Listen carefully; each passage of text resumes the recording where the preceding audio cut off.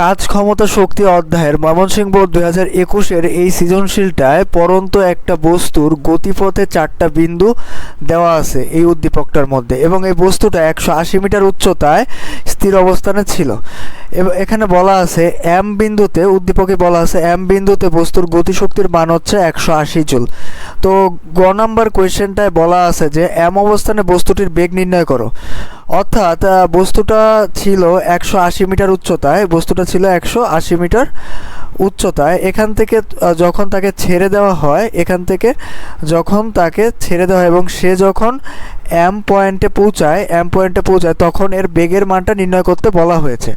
তো 180 মিটার উচ্চতায় ধরে নেই যে এটা স্থির অবস্থায় ছিল এবং নির্দিষ্ট একটা হাইট ট্রাভেল করে যখন সে এম বিন্দুতে পৌঁছায় তখন তার মধ্যে একটা বেগের সৃষ্টি হয়, ওই বেগের মানটা নির্ণয় করতে বলা হয়েছে। এখানে আরেকটা ইনফরমেশন দেওয়া আছে যে এম বিন্দুতে বস্তুটার গতিশক্তির মানটা কত, গতিশক্তির মানটা দেওয়া আছে হচ্ছে 180 জুল। তো এখান থেকে আমরা যদি গ নম্বর কোয়েশ্চেনে বেগের মানটা বের করতে চাই, যদি এম বিন্দুতে যে গতিশক্তিটা সৃষ্টি হয়েছে তার জন্য হচ্ছে যে এখানে এ থেকে এম যে হাইটটা ট্রাভেল করে এর ফলে যে বেগের সৃষ্টি হয়, বেগের ফলে এখানে এই এম বিন্দুতে বস্তুটার গতিশক্তি কত পাওয়া যায়, 180 জুল। তো এখানে আমি গতিশক্তিটার থেকে এম বিন্দুতে বেগের মানটা নির্ণয় করতে পারবো, যে লিখতে পারি যে ই কে অর্থাৎ গতিশক্তি equals to half M V square, যেখানে এম এর ভ্যালুটা কত দেওয়া আছে উদ্দীপকে 10 কেজি, আর হচ্ছে এখানে বেগের মানটা হচ্ছে নির্ণয় করব যে এম বিন্দুতে বেগের মানটা কত, আর হচ্ছে যে এম বিন্দুতে গতিশক্তির মানটা কত দেওয়া আছে 180 জুল।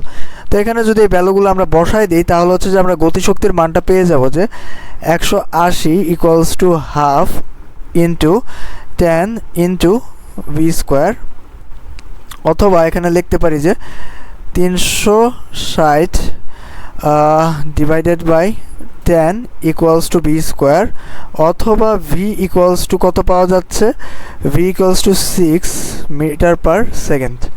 এখন ঘ নাম্বার কোয়েশ্চেনটা বলা আছে এ অবস্থান থেকে বস্তুটিকে মুক্তভাবে ছেড়ে দিলে বি ও সি বিন্দুতে বস্তুটির বিভব শক্তি ও গতিশক্তির পরিবর্তনের গাণিতিক ব্যাখ্যা দাও।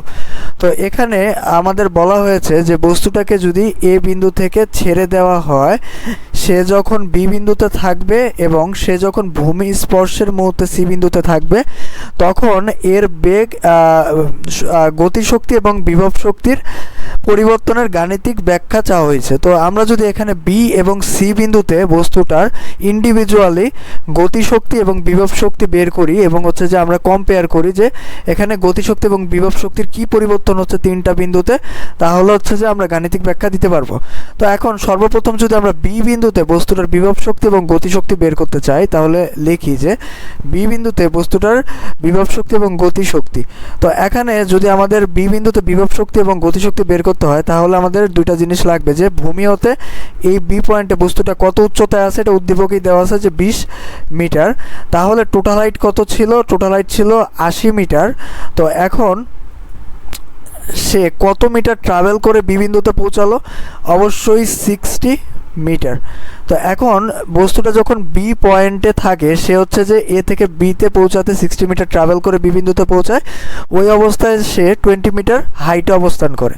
তো এখানে যদি আমরা বস্তুটার গতিশক্তি আগে বের করতে চাই তাহলে আমাদের বেগের মানটা বের করে নিতে হবে, যে 60 মিটার ট্রাভেল করার ফলে বি বিন্দুতে বস্তুটার মধ্যে কি পরিমাণ বেগ সঞ্চার হয়। তো আমরা লিখতে পারি যে V square equal to you square plus 2gh। এখানে হচ্ছে যে ইনিশিয়াল ভ্যালোসিটি বা আদিবেগ 0, কারণ এ পয়েন্টে বস্তুটা স্থির অবস্থায় ছিল।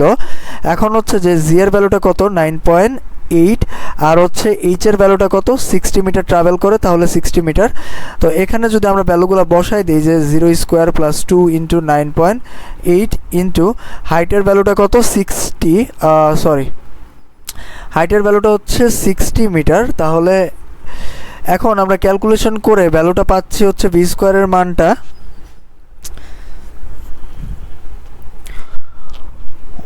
1176। এখন এই ভ্যালুটা যদি ভি স্কোয়ারের মানটা যদি আমরা গতিশক্তির মধ্যে বসাই দিই তাহলে আমরা গতিশক্তির মানটা পেয়ে যাব। যদি লিখি যে ই কে ইকুয়ালস টু, এটা কিন্তু বি পয়েন্টের গতিশক্তি বের করা হচ্ছে, E K equals to half M V square. তো এখানে হাফ ইন্টু এম এর ভ্যালুটা কত, বস্তুটার ভর কত ছিল 10 কেজি, আর হচ্ছে ভি স্কোয়ারের ভ্যালুটা কত 1176। এখান থেকে আমরা ক্যালকুলেশন করে কাইনেটিক এনার্জি বা গতিশক্তির ভ্যালুটা পাচ্ছি হচ্ছে 5880 জুল। এখন আমরা যদি বি পয়েন্টে বস্তুটার বিভব শক্তি বের করতে চাই, তাহলে আমাদের খেয়াল রাখতে হবে যে বস্তুটা বি পয়েন্টে ভূমি হতে কত উচ্চতায় আছে, এই হাইটটা ব্যবহার করতে হবে বিভব শক্তি বের করার ক্ষেত্রে। তো আমরা বিভব শক্তি ইকুয়ালস টু লিখতে পারি যে EP equals to M G H. এখানে এম হচ্ছে বস্তুটার ভর কত, বস্তুটার ভর হচ্ছে 10 কেজি, আর হচ্ছে গ্র্যাভিটেশনাল অ্যাক্সিলারেশনের ভ্যালুটা হচ্ছে 9.8 ms ইনভার্স 2, আর হচ্ছে এইচ এর ভ্যালুটা কত, সে ভূমি হতে 20 মিটার উচ্চতায় অবস্থিত। তাহলে এই ভ্যালুগুলো যদি এখানে বসাই দিই তাহলে আমরা বিভব শক্তির মানটা পেয়ে যাব, অর্থাৎ 10 × 9.8 × 20। এখান থেকে আমরা ভ্যালুটা পাচ্ছি বিভব শক্তির 1920 জুল। এখন আমরা বি পয়েন্টে বিভব শক্তি এবং গতিশক্তি কত পেলাম, গতিশক্তি পেলাম হচ্ছে 5880 জুল, আর বিভব শক্তির মানটা পেলাম হচ্ছে 1920 জুল। এখন আমরা সি পয়েন্টে মোট শক্তিটা সি পয়েন্টে আমরা বস্তুটার বিভব শক্তি এবং গতিশক্তি ইন্ডিভিজুয়ালি বের করব যখন তাকে নির্দিষ্ট একটা উচ্চতা 20 মিটার উচ্চতা থেকে ফেলে দেওয়া হয়। সে যখন 80 মিটার ডিস্টেন্স ট্রাভেল করে, তখন এই বস্তুটা যখন সি পয়েন্টে পৌঁছায় ভূমিতে স্পর্শের মুহূর্তে, এর বিভব শক্তি এবং হচ্ছে গতিশক্তির ভ্যালুটা কত আমরা ইন্ডিভিজুয়ালি বের করব। তো 80 মিটার ট্রাভেল করার ফলে, আগে যদি আমরা সি পয়েন্টে গতিশক্তি বের করতে চাই, যে 80 মিটার ট্রাভেল করার ফলে স্থির অবস্থান থেকে তার মধ্যে যে বেগের সঞ্চারটা হয় ওইটা আগে বের করে নেব, যে V square equal to you square plus 2জি এইচ। এখানে ভি এর ভ্যালুটা আমরা বের করার জন্য ইনিশিয়াল ভ্যালোসিটি কত জানি 0, আদিবেগের মান 0, জি ইকুয়ালস টু 9.8, আর হচ্ছে এইচ এর ভ্যালুটা কত, যেহেতু সে 80 মিটার ট্রাভেল করে তাহলে 80 মিটার। তো এখানে ভ্যালুগুলো যদি বসাই দিই, যে 0 স্কোয়ার প্লাস 2 ইন্টু জি ইন্টু এইচ, অথবা লেখা যায় যে 2 ইন্টু 9.8 ইন্টু 80 মিটার, তাহলে আমরা হচ্ছে যে ভি স্কোয়ারের ভ্যালুটা কত পাচ্ছি 1568। এখন এই ভি স্কোয়ারের মানটা যদি আমরা সেম যদি গতিশক্তির মধ্যে বসাই দিই, তাহলে আমরা হচ্ছে গতিশক্তির মানটা পেয়ে যাব, যে half into mass into and v square. তো এখন যদি আমরা এই ভ্যালুগুলো বসাই দিই, হাফ ইন্টু ম্যাস বা হচ্ছে যে ভর হচ্ছে 10 কেজি, আর হচ্ছে ভি স্কোয়ারের ভ্যালুটা কত 1568। এখান থেকে আমরা হচ্ছে ইকের ভ্যালুটা পাচ্ছি হচ্ছে 7840 জুল।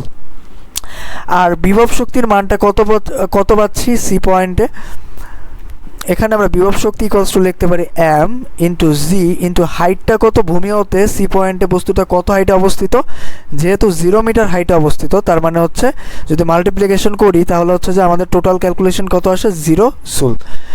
এখন আমরা আরেকটা পয়েন্টে বস্তুটার টোটাল এনার্জিটা একটু বের করে নিই, এটা আমাদের কাজে লাগবে একটু প্রপারলি ম্যাথটা বুঝতে।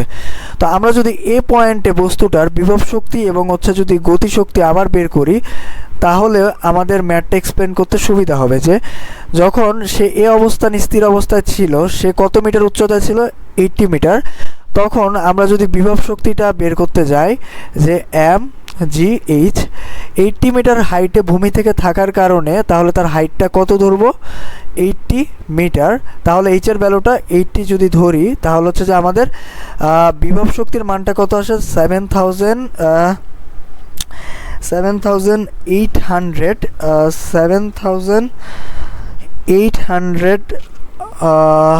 40 জুল।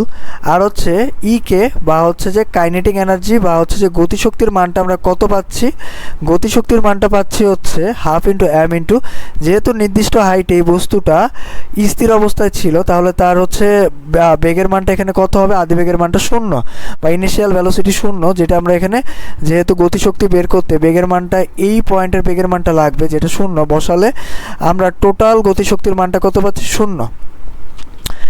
এখন আমরা যদি কনক্লুশনে আসি যে এ বি আর হচ্ছে সি পয়েন্টে বস্তুটার বিভব শক্তি এবং গতিশক্তির কি পরিবর্তন হচ্ছে আমরা যদি এবার গ্রাফ আকারে দেখাই, যে এখানে চাওয়া হয়েছিল যে বি এবং সি বিন্দুতে বস্তুটির বিভব শক্তি ও গতিশক্তির কি পরিবর্তন হয়, তো আমরা তিনটা বিন্দুটাই দেখাই দিতে পারি। প্রথমে এ পয়েন্টে বস্তুটার বিভব শক্তি ছিল কত, 7840 জুল, যেখানে গতিশক্তির মানটা শূন্য ছিল। যখন সে বি পয়েন্টে পৌঁছায় তার হচ্ছে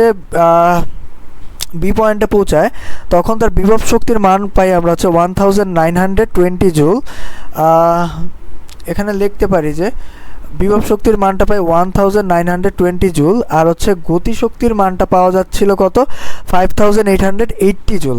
তো লিখতে পারি যে এখানে আমরা কত পাচ্ছি যে 5880 জুল। আর হচ্ছে সি পয়েন্টে আমরা হচ্ছে যে বিভব শক্তির মানটা কত পাচ্ছি, শূন্য, আর সি পয়েন্টে গতিশক্তির মানটা কত পাচ্ছি, 7840 জুল। এখন এ অবস্থান থেকে বস্তুটিকে মুক্তভাবে ছেড়ে দিলে বি এবং সি বিন্দুতে বিভব শক্তির পরিবর্তন গাণিতিক ব্যাখ্যা হচ্ছে, যখন বস্তুটা এ অবস্থান স্থিরভাবে ছিল তার হচ্ছে যে পটেনশিয়াল এনার্জি বা বিভব শক্তির মানটা ছিল কত, 7840 জুল। যখন তাকে ছেড়ে দেওয়ার ফলে সে যখন নিচে নামতে শুরু করে, ভূমি হতে তার হাইটটা কমতে থাকে, তখন তার বিভব শক্তির মানটাও আস্তে আস্তে কমতে থাকে, যেটা হয় 1920 জুল। আর তারপরে সে যখন একদম ভূমিতে স্পর্শ করে, সে যেহেতু ভূমি থেকে কোনো নির্দিষ্ট উচ্চতায় নাই, তাহলে তার বিভব শক্তির মানটা কত হয়ে যায়, এই পয়েন্টে হচ্ছে যে 0 হয়ে যায়। আর গতিশক্তির যদি আমরা কথা চিন্তা করি যে বস্তুটা যখন নির্দিষ্ট উচ্চতায় স্থিরভাবে ছিল, বেগ শূন্য ছিল, তখন গতিশক্তির মানও শূন্য ছিল।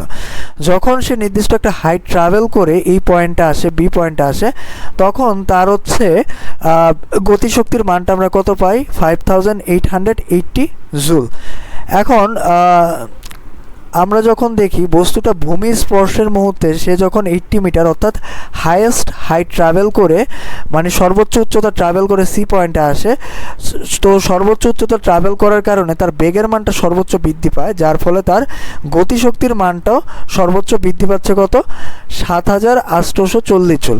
তো আমরা এখানে একটা কথা বলতেই পারি, বস্তুটা যখন স্থির অবস্থায় ছিল নির্দিষ্ট একটা হাইটে, তার টোটাল এনার্জিটাই ছিল বিভব শক্তি, কিন্তু সে যখন আস্তে আস্তে হাইট ট্রাভেল করতেছে বিভব শক্তির মানটা কমতেছে এবং গতিশক্তির মানটা বাড়তেছে।